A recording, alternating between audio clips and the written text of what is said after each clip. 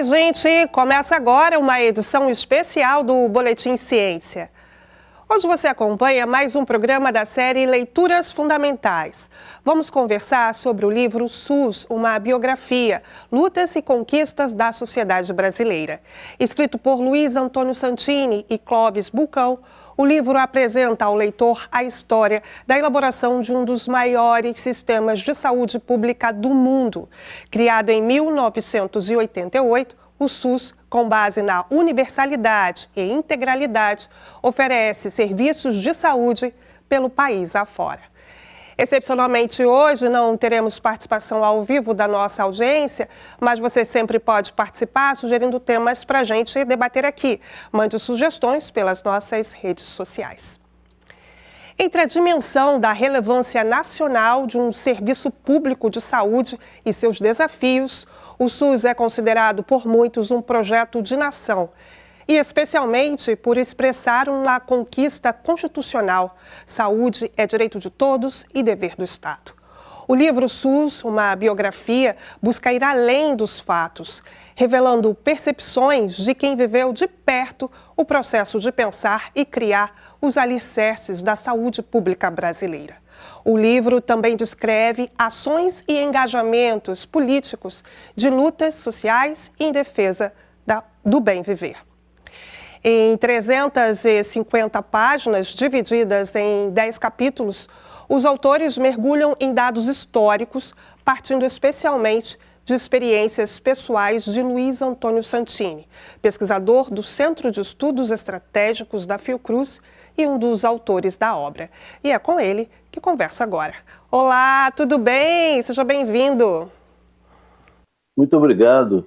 Que ótimo estar aqui com você, é um prazer muito grande poder falar sobre o livro que você acaba de escrever, em breves linhas, mas muito bem pontuado, e sobretudo falar sobre o SUS, que é, digamos, a nossa principal política pública, né, do Brasil, e sem dúvida nenhuma a de maior repercussão, não só nacional, como também mundial. Então é um prazer muito grande estar aqui. É isso. Então a gente já aproveita para agradecer também a sua participação e a gente começa justamente por aí, né? Pelo SUS, por esse projeto, né? Que muitos chamam de projeto de nação. E aí eu queria começar justamente por aí, te ouvindo um pouco sobre essa repercussão, sobre o que o SUS representa para o país e por que muitos o consideram um projeto de nação.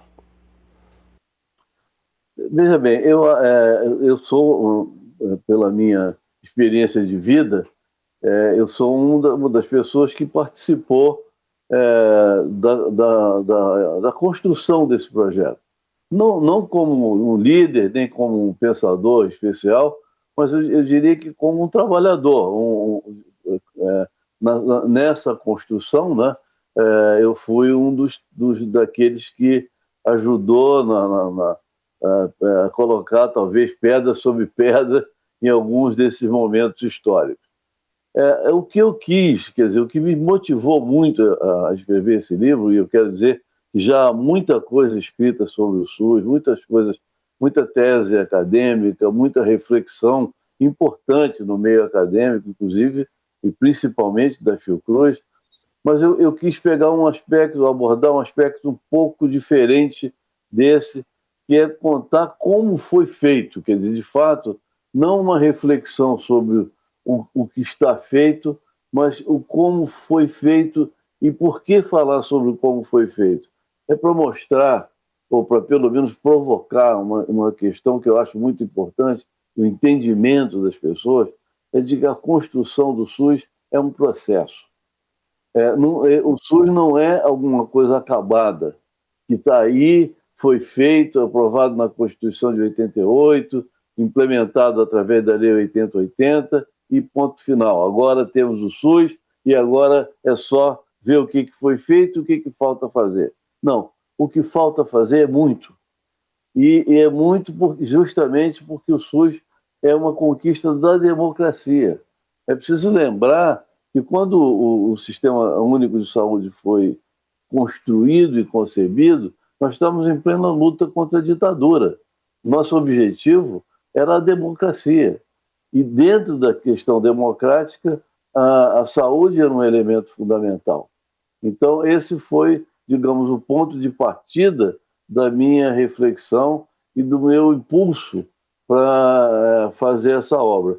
E eu chamei para compartilhar comigo o Clóvis Vulcão, que é um historiador, justamente para que eu tivesse esse suporte de um historiador e que não fosse cair em alguma armadilha do ponto de vista até da minha própria cabeça. Eu queria contar a história como a história foi.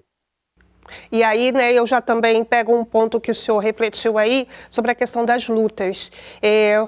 Quando o SUS surge, né, a criação do SUS, a elaboração, estava ali junto com as lutas pela democracia.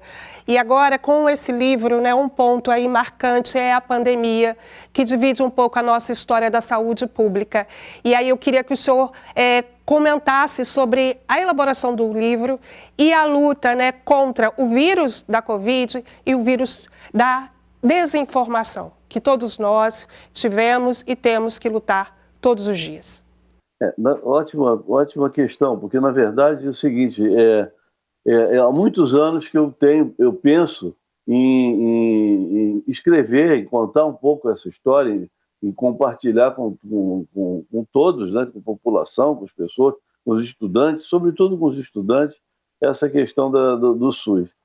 A pandemia foi um impulso final, quer dizer, quando surgiu a pandemia e, sobretudo, quando surgiu o negacionismo em relação à saúde do nosso país, isso quase que me obrigou a escrever o que eu tinha na minha cabeça há tantos anos.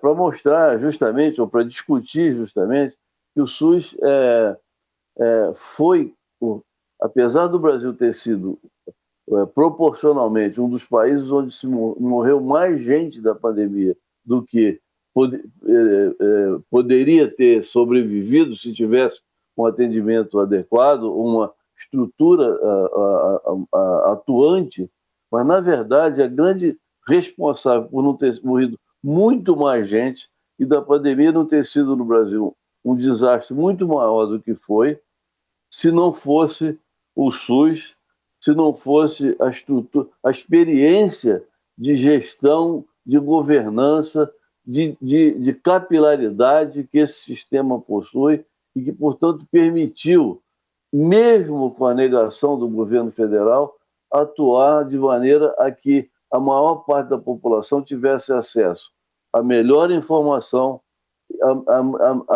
aos insumos e recursos existentes e da melhor maneira possível para que pudesse enfrentar este problema que foi uma pandemia, que foi um problema global e que certamente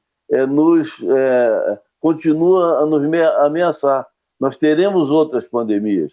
Não sei quando, ninguém sabe, mas teremos. E por isso é muito importante fortalecer o Sistema Único de Saúde. É isso, e para você que está aqui acompanhando o Boletim Ciência, né, vamos contar então também agora um pouco como tudo isso, né, esse pensamento, todo esse conteúdo, né, está ali dividido, né, elaborado, organizado na publicação.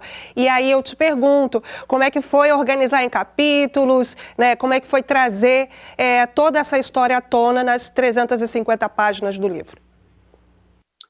Isso como eu disse um pouco anteriormente, a participação do historiador Clóvis Vulcão foi fundamental para dar essa estrutura do livro com uma abordagem, ao mesmo tempo histórica, mas entremeado de relatos, porque o livro também contou, e isso é muito importante ressaltar, com a entrevista, nós entrevistamos mais de 30 colegas, mais de 30 pessoas que participaram desse processo em diferentes momentos, em diferentes níveis, em diferentes aspectos da atuação, e que foram ajudando a compor esse mosaico que é o livro.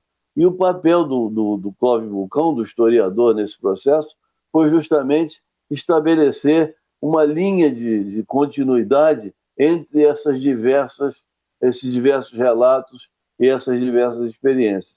Então, nós começamos, por exemplo, fazendo um pouco da história da medicina no Brasil, da saúde pública no Brasil. Qual foi a intenção disso? A intenção disso foi mostrar que, a partir do início do século XX, principalmente, e isso corresponde ao que vinha acontecendo no mundo todo com o desenvolvimento da medicina, da ciência, da pesquisa, mas para acentuar que a medicina brasileira ela teve a partir do século XX, um forte embasamento na ciência, sobretudo a saúde pública. Então aí as lutas de Oswaldo Cruz, depois de Carlos Chagas, depois de todos os grandes pesquisadores brasileiros e internacionais que mostraram que só com o conhecimento, só com a ciência, era possível desenvolver estratégias para enfrentamento das doenças, sobretudo as doenças transmissíveis.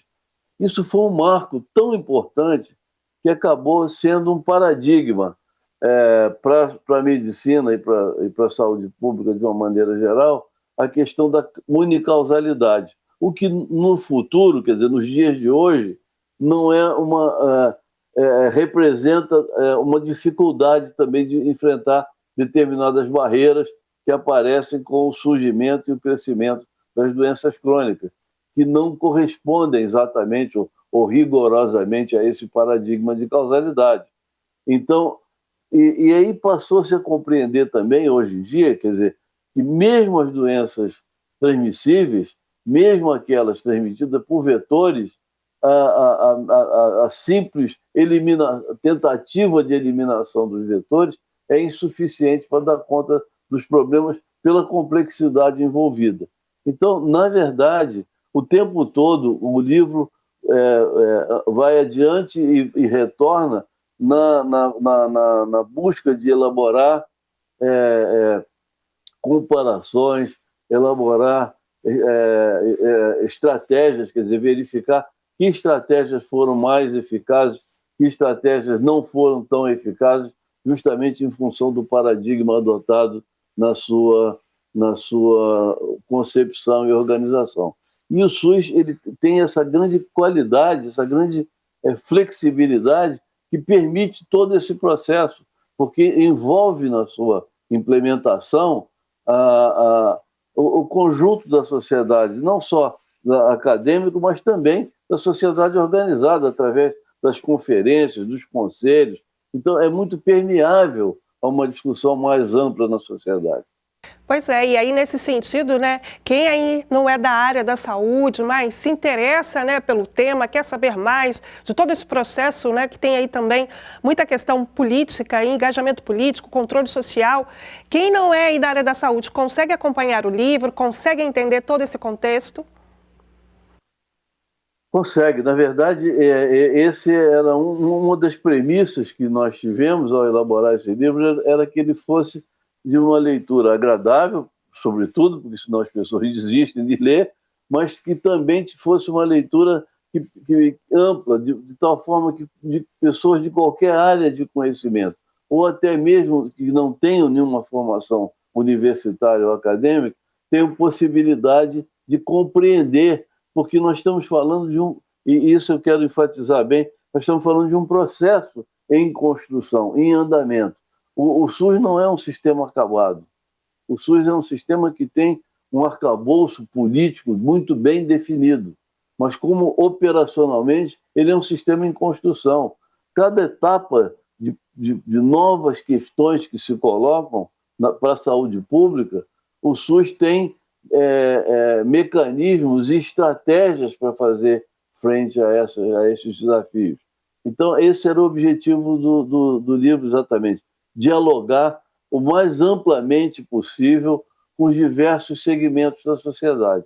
Mas tem um aspecto que eu queria frisar bastante, que eu acho que é importante, hoje conversar, e que esse livro possa conversar também, principalmente com os estudantes da área da saúde e principalmente, mais ainda, com os estudantes de medicina, que têm uma formação, na minha opinião, e eu sou professor, fui diretor da Faculdade de Medicina da UF, trabalhei com esse tema durante muitos anos e eu afirmo isso com bastante